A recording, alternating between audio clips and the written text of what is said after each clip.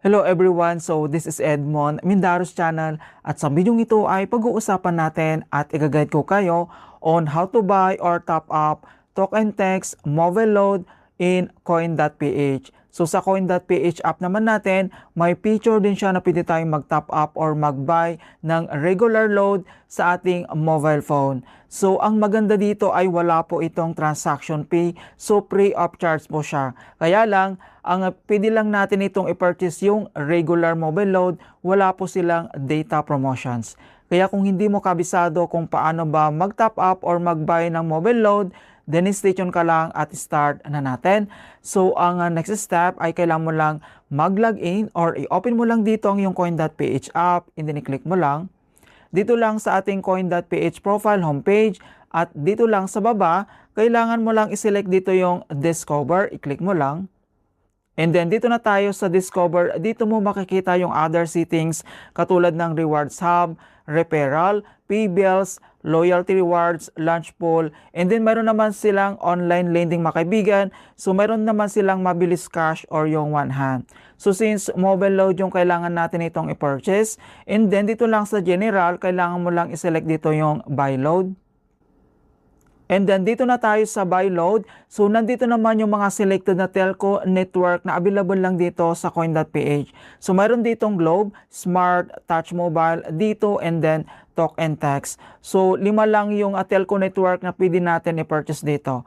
So since ipo-purchase natin dito yung ating Talk and Text, and then dito lang sa right corner kailangan mo lang yan i-click. And once na-select mo na itong Talk and Text, dito naman sa baba kailangan mo lang i-tap dito yung Next. And then next step, dito na tayo sa buy load. And then, kailangan mo lang i-enter dito yung Talk and Text mobile number na kailangan natin na top upan, and then enter lang natin. At once na-enter mo na dito yung Talk and Text na mobile number, so i-double check mo lang kung tama. And then makikita mo naman dito na regular mobile load lang yung pwede natin i-purchase dito. Wala po silang data promotions. So nandito naman yung mga denominations na mobile load na pwede mo i-purchase katulad ng 10 pesos, 15 pesos, 20 pesos, 30 pesos, 50, 75 pesos, 100, 150, 200, 300, 500, and then 1,000. Okay, so select lang tayo dito kung magkano yung itatop up natin. So for example, select lang natin dito yung 100. And then once na-select mo na dito yung amount, at dito lang sa baba, kailangan mo lang i-tap dito yung next.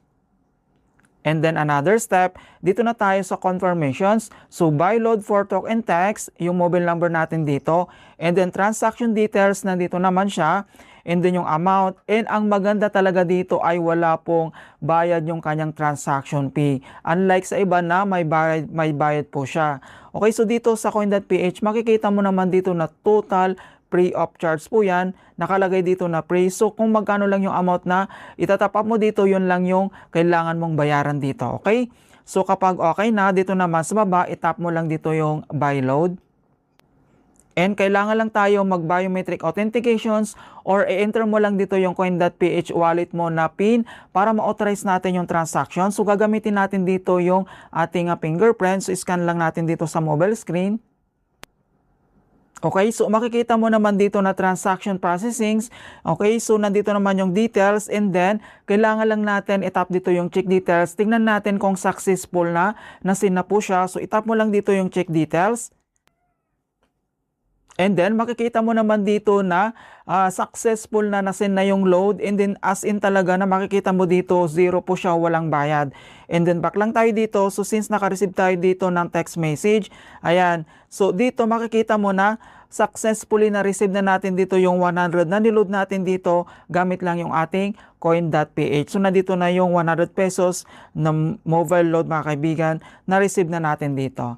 Alright, so napakasimple lang talaga kung paano tayo mag-top up or mag-purchase na mobile load gamit lang yung ating coin.ph.